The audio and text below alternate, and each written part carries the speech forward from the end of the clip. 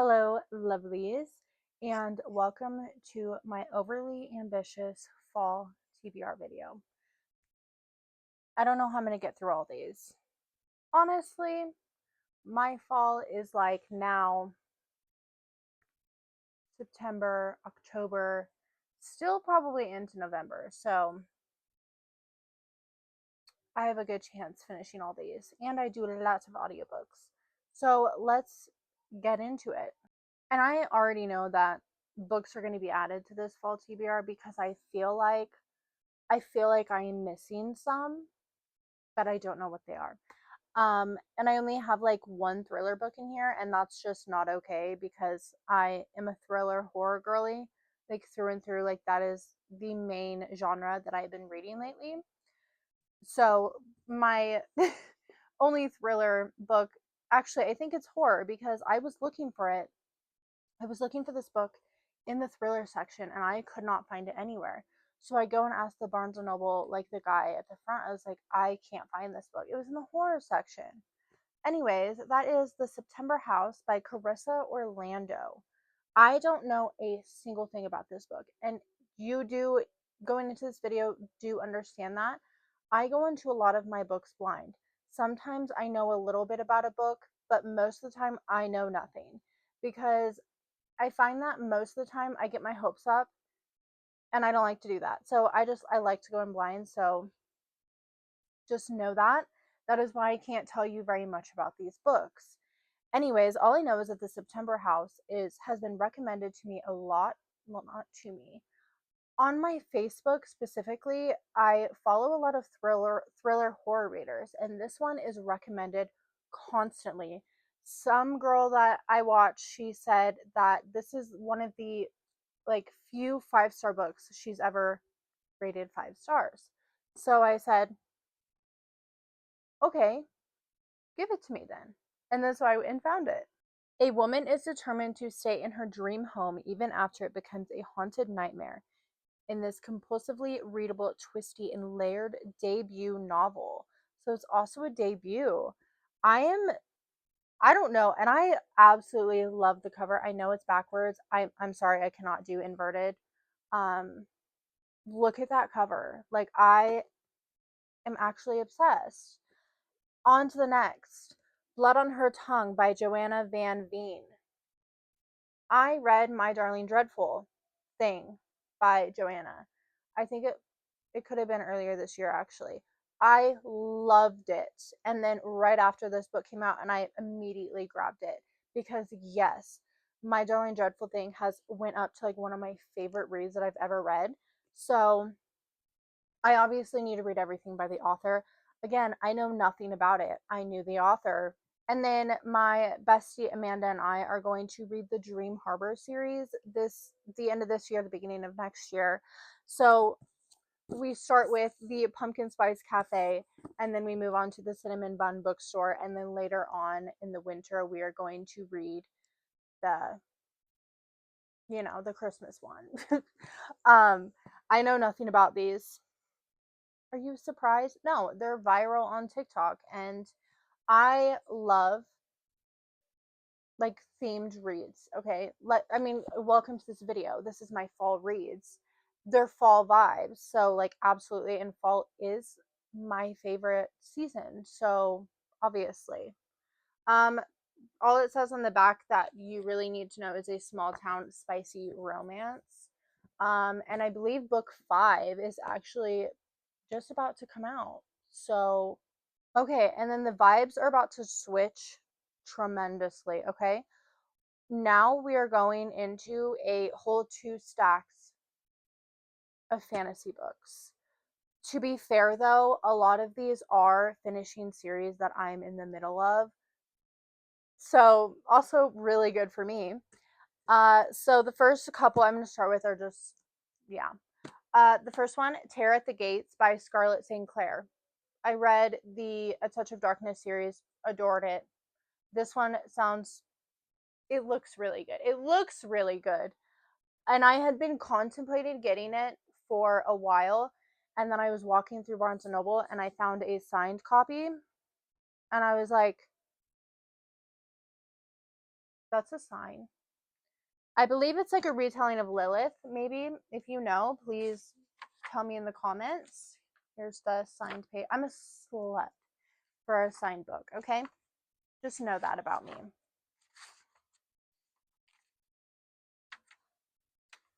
Yeah. And those trigger warnings honestly look, I'm down for it. Yeah, I think it's just like a retelling of Lilith. I don't know. It's Scarlett St. Clair, basically. And then one of my most anticipated reads of this year that I still have not read, but I'm so excited for it. Like, so excited. Bare Bones in the Midnight Soil by V.E. Schwab. Toxic lesbian vampires. That's all I know about this book. Aside from the fact that I believe it follows 3 different women and at like different times. Like, I don't know if it's times in their lives or times like in time. That made no sense. All I know is that I'm really excited for it, and the idea of toxic lesbian vampires is just it's such a turn on for me. Like, what do you mean? This one's also signed.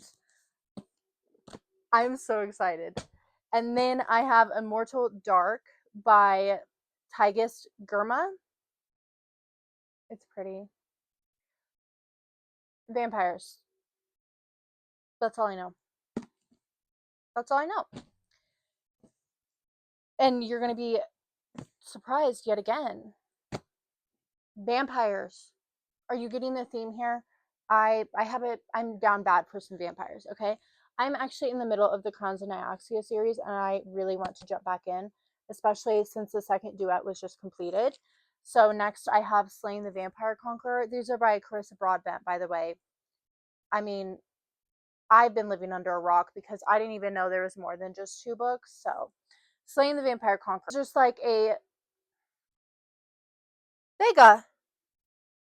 A standalone novel that is recommended by Carissa to read in between the duets. And if you want a reading order, I can definitely make one of those because I didn't know there was a reading order for this series. And then I went and looked it up on TikTok and I got spoiled the ending of the first book. So, yeah, that was really great. Anyways, Slaying the Vampire Conqueror. Sounds really good. And then we go into the second duet of the series. And I am so excited for this female main character. I have loved her since we met her in the first duet. Like, I've just adored her, and I just know that there's something going on with her, and like I want to know, especially towards the ending of the ending of the second book in the first duet. Like, there's something going on, and I need to know more. So that is The Songbird and the Heart of Stone. It starts with, this is book 1. I also found a signed edition at Second and Charles when I was trying to find all these in hardcover because I bought the first one in paperback only to realize that they're all in hardcover. So, The Songbird and the Heart of Stone. And then The Fallen and the Kiss of Dusk, which is the one that literally just came out.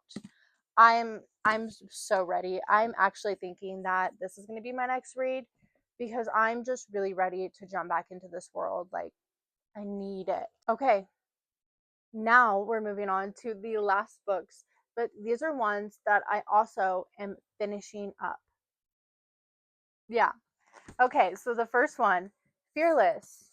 I have read all the other ones, and we have a new novella coming called Fearful that you can read after this. So I need to read this. And just why haven't I read this? I was so into it, and then I got it, and then I never continued. I'm a little scared because I see that people are a little bit still traumatized with this book. But I need that in my life. I need that. Solely I thrive on the emotional impact of a book. So, and then I have Foxglove and Wisteria, which is it actually? Yeah, it is the Belladonna series. The first book's Belladonna, and I believe in December we have a novella called Holly coming out. It's been like 2 years since I've read Belladonna, so I need to look up a recap just because I'm not huge on rereading books. But Foxglove and Wisteria, absolutely perfect for the fall. And then another 2 books. I don't know which one's book 2, actually. I feel I feel like it's Apprentice to the Villain and then Accomplice to the I don't these 2. That's all we need to know. Assistant to the Villain. It's that series. Does it have a series name? I'm a mess today. Also, don't remember Assistant to the Villain because I read it like what 2 years ago. I read it right when it came out. Everybody said go buy this book and read it, so I went and bought it and I read it, and it was so cozy. And so I feel like I need to read these around the same time just to have it hit the same. I also need to look up a recap of that book, of Assistant to the Villain. All the A's in the titles really get to me. I don't know if that's just a me thing, but yeah, my bad. That's Vega, by the way. That's my baby girl. We all know the Witch's Brew, right? For the last 2 years, I've not been a fan of Witch's Brew. And I bought it this year because I know that each year they taste a little different. Although I can't, like, there's just not as much caramel, is what people are saying this year.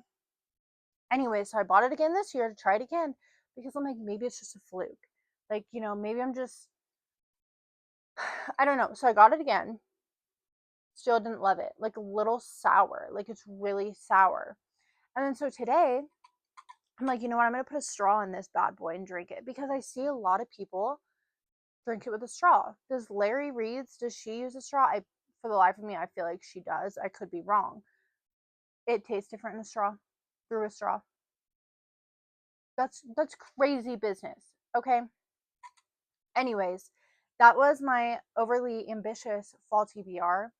A lot of fantasy books, which is also crazy to me because I have not been in a fantasy mood since I read Sorrow and Starlight, which is the 8th book in the Zodiac Academy series, and that was like 2 years ago.